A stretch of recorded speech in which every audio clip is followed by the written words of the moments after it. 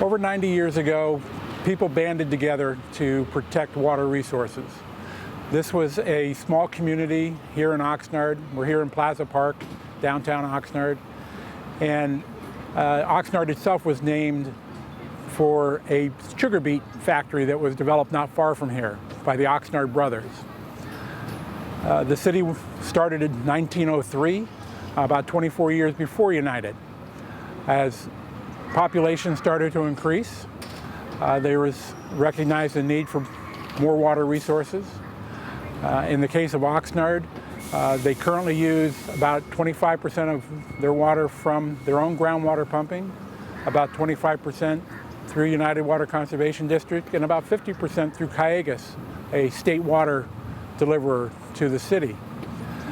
These have been because of growth, because the city is now over 200,000 people, and building the infrastructure and meeting those needs have been part of the mindset, I think, when this organization was started.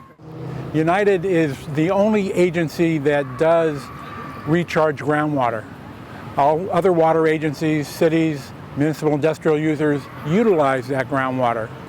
But for us to plan and for other water agencies to plan on their water resources, we really need to work together.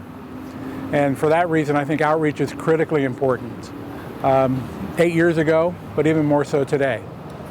Director Nauman and I have been working on outreach, meeting with representatives of the Board of Supervisors, City of Oxnard, City of Camarillo, Camarosa Water District, Cayugas Water District, and many others, because it's important to have, in my mind, a regional plan and find regional solutions.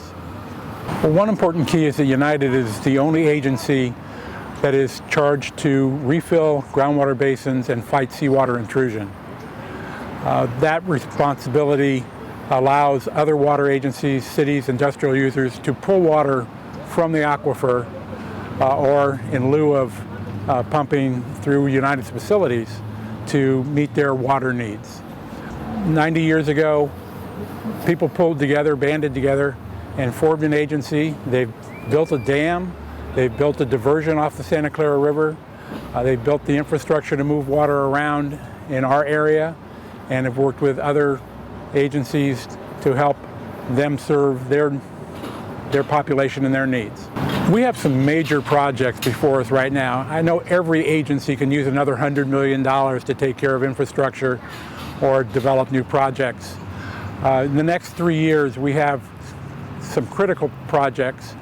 First up at Lake Piru, where we need to look at our spillway, and we need to prepare, because of the probable maximum flood issues, a higher dam face. We also have an intake tower because of seismic issues that needs to be replaced.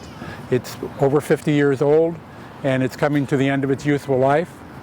But the seismic issues are really driving that we need to change how that operation is turned. I was attracted to the district's board because I always had an interest in local government and a little bit in politics.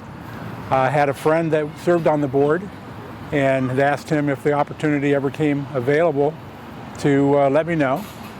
That happened about 15 years ago, and had the opportunity to be interviewed and appointed by the current board, or the board at that time, because of a vacancy that had occurred.